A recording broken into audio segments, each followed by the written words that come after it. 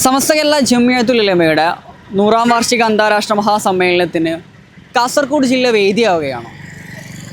സമ്മേളനത്തിന് വേണ്ടിയിട്ടുള്ള എല്ലാ കാര്യങ്ങളുടെയും ഒരുക്കങ്ങൾ ഇവിടെ തകൃതിയായിട്ട് നടന്നുകൊണ്ടിരിക്കുന്നുണ്ട്. ഇൻഷാ അല്ലാഹ് കുറച്ച് മണിക്കൂറുകൾക്കകം തന്നെ നമ്മുടെ ഈ ഒരു ക്യാമ്പ് സൈറ്റിൽ 10,000-ഓളം വരുന്ന പ്രതിനിധികളെ ഉൾപ്പെടുത്തിക്കൊണ്ട് ഈ ക്യാമ്പ് തുടക്കമാവാൻ പോവുകയാണ്. നമ്മളോട് കൂടെ കാസർഗോഡ് ജില്ലയിലെ ഒരു സഹോദരൻ കൂടുന്നുണ്ട്. കഴിഞ്ഞ ദിവസം വരക്കലിൽ നിന്ന് ആരംഭിച്ച് തളങ്കര മക്കാമിലെത്തിയ 100 കൊടികളുണ്ട്. ആ 100 കൊടികളും വരക്കൽ മുല്ലക്കോയ തങ്ങൾ നഗർ സമ്മേളന നഗരിയിൽ ഉയർത്താനുള്ള കൊടികളാണ്. ആ കൊടികൾ ഉയർത്താൻ ആവശ്യമായിട്ടുള്ള കൊടിമരങ്ങൾ നൽകിയിട്ടുള്ള പ്രിയപ്പെട്ട സുഹൃത്ത് നമ്മുടെ സുപ്രഭാതത്തോടു കൂടി ചേരുന്നുണ്ട്. എന്താണ് നിങ്ങളുടെ പേരും കാര്യങ്ങളൊക്കെ ഒന്ന്? എൻ്റെ പേര് മുഹമ്മദ് മുഷ്താഖ്, തൃക്കേപ്പൂർ മേഖല എസ് ട്രഷറാണ്.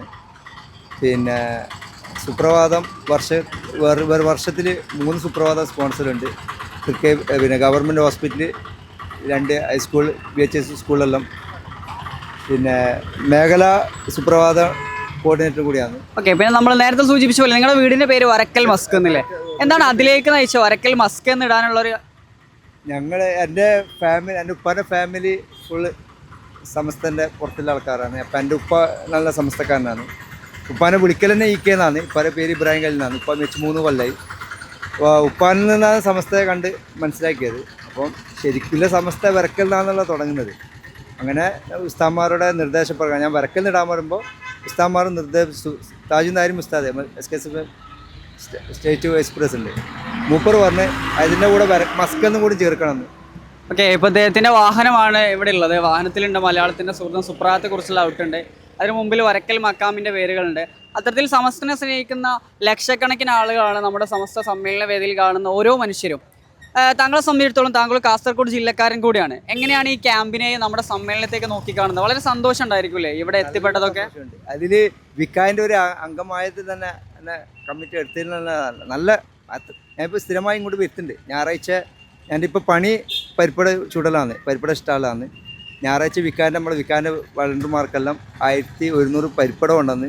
അപ്പോൾ നമ്മളെ കൊണ്ട് എന്താണ് ചെറുത് ഇതിനായിട്ട് കൂടുതൽ കൊടുക്കുന്ന ആൾ ഒരുപാടുണ്ട്.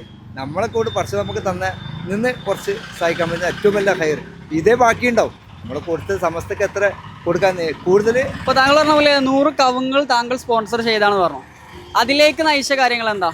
അതിലേക്ക് നയിച്ച കാര്യങ്ങൾ എന്ന് പറഞ്ഞു കഴിഞ്ഞാൽ പിന്നെ ഉപ്പ സമ്മേളനത്തിന് എല്ലാ സമ്മേളനത്തിനും ഉപ്പ ഒരാഴ്ച മുന്നേ പോയിട്ട് അവിടെ എല്ലാ കാര്യങ്ങളും ചെയ്തു കൊടുക്കണ്ട. അതാണ് ഞാൻ ചെറുപ്പം മുതലേ കാണുന്നത്. അപ്പോൾ ഈ സമ്മേളനത്തിന് ഉപ്പ ഇല്ലാത്ത ഭയങ്കര വിഷമമുണ്ട്, അതിയായ സങ്കടമുണ്ട്. അപ്പോൾ അതിന് പല പേര് നിയത്താക്കിയിട്ട് കൊടുക്കുന്ന കാര്യം പതാക ഉയർത്തുന്ന ഉപ്പാരെ പേരിൽ തന്നെ കിട്ടുന്ന വലിയ ഭാഗ്യമാണ് കിട്ടിയത്. ശരിക്കും പറയുന്നത് ഇവരൊക്കെ സംബന്ധിച്ചിടത്തോളം വലിയ തൗഫീക്ക് ലഭിച്ചിട്ടുള്ള മാതാപിതാക്കളാണ്. നമ്മുടെ കുട്ടികളെ സംബന്ധിച്ചിടത്തോളം അവരുടെ രക്ഷിതാക്കൾ കാണിച്ചു കൊടുക്കുന്ന പാത പിന്തുടരാൻ എല്ലാവരും ആഗ്രഹിക്കുന്നതാണ്.